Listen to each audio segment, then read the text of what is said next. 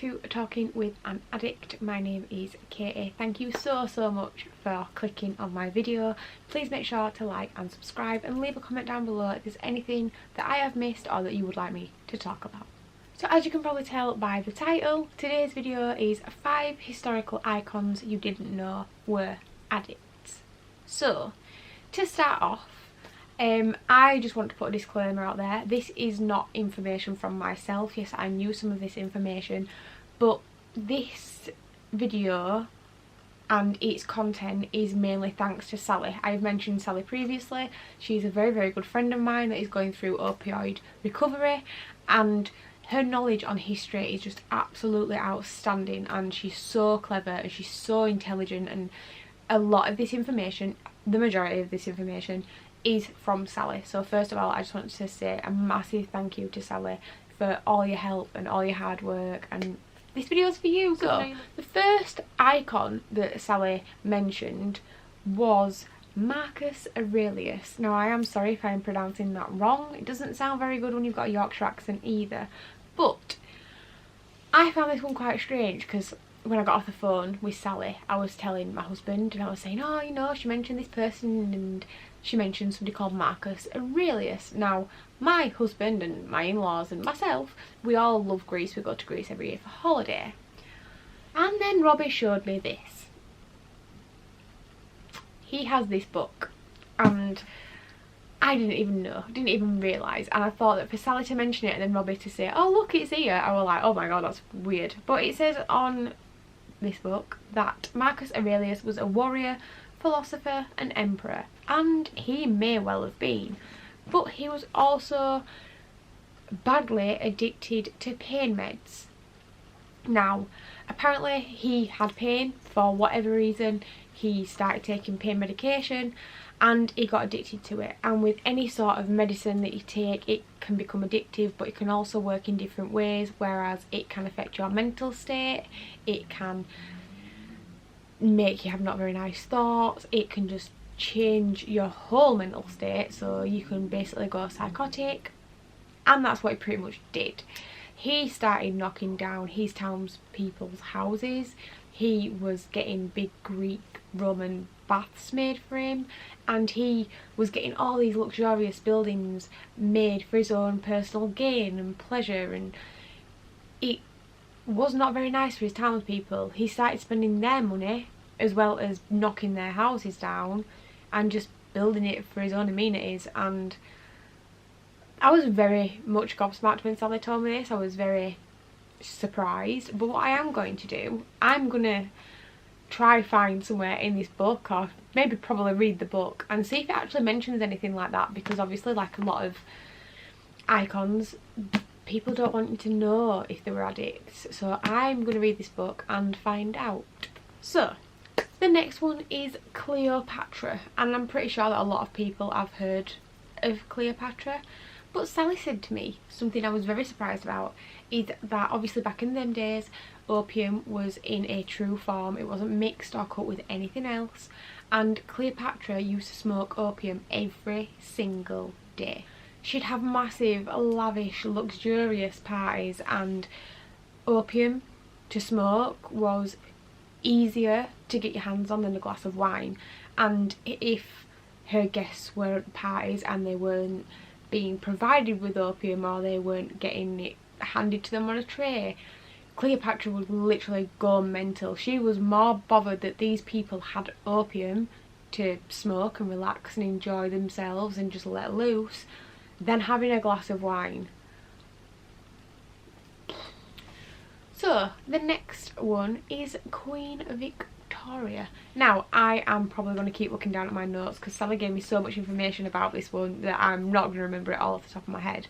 So Queen Victoria loved making love.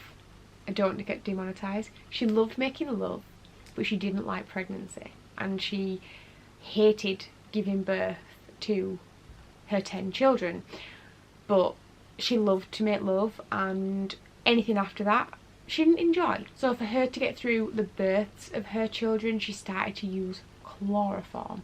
Now, I'm pretty sure that people are aware what chloroform is. You can't get it nowadays, but years ago they used to put it on like a rag and put it onto somebody's nose and it'd make them go unconscious.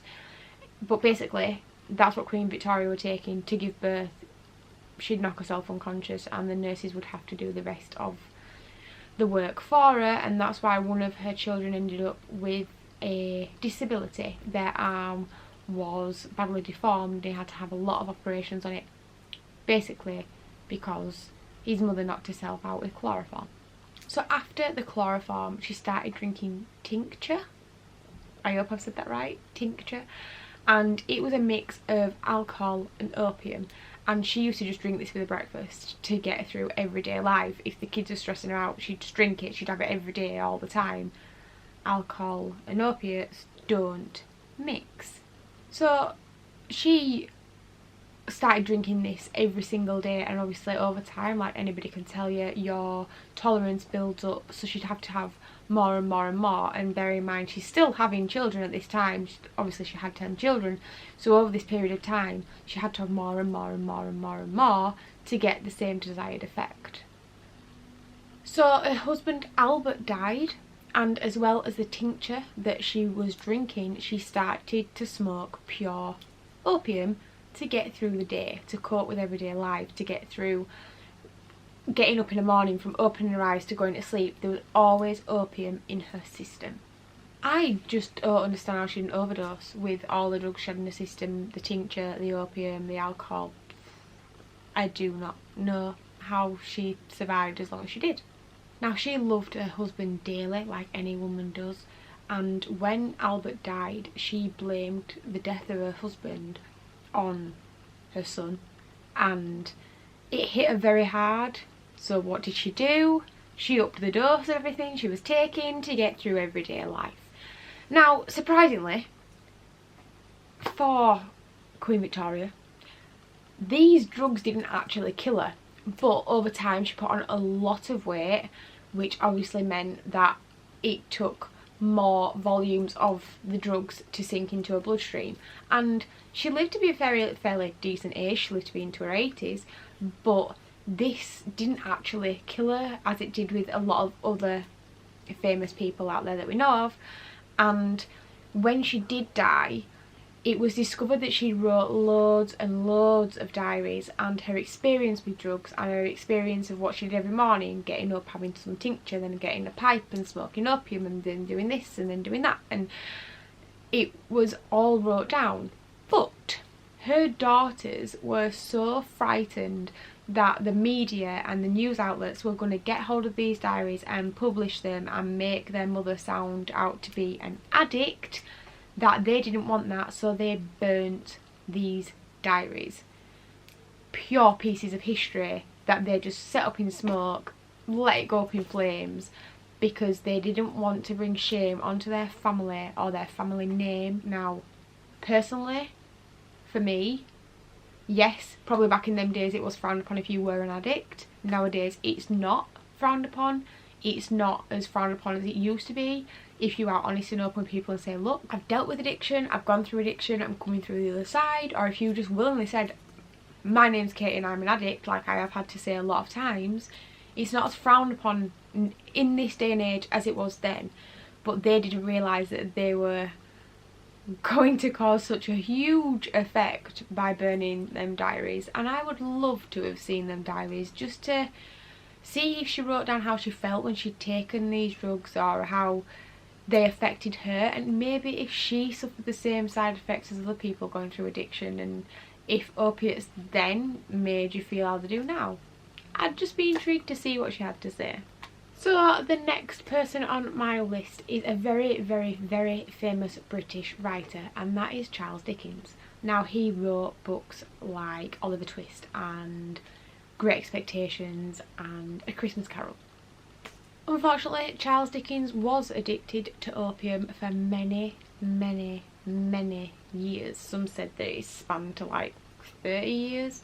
He died at the age of 58 in 1870.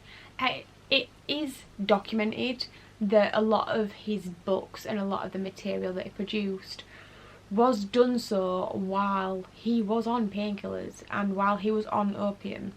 So to him, he thought that taking these drugs sort of unlocked some creativity in his mind, and it, you know, helped him write and get to where he wanted to be.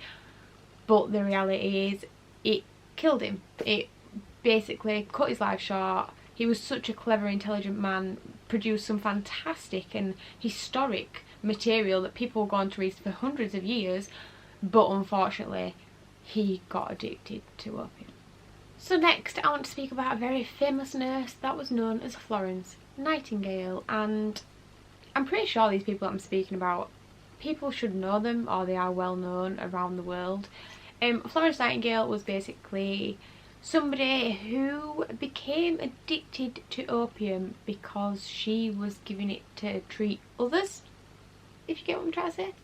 Her medical knowledge was outstanding. She was a nurse, she trained, ended up becoming a manager of nurses, and during and after the Civil War she was giving opium to soldiers to help with war wounds and battle wounds. And obviously these gentlemen were laid in bed all day, she was bending over, she was giving them painkillers, she was helping them up. It put a lot of strain on her body, so she started taking the meds that she was handing out to help with her pain, and unfortunately she got addicted to opium. She became a victim to, as what I call, the devil. She fell into that trap, and unfortunately that's what happened. She was helping others and she had pain, and she went to help herself and became an addict.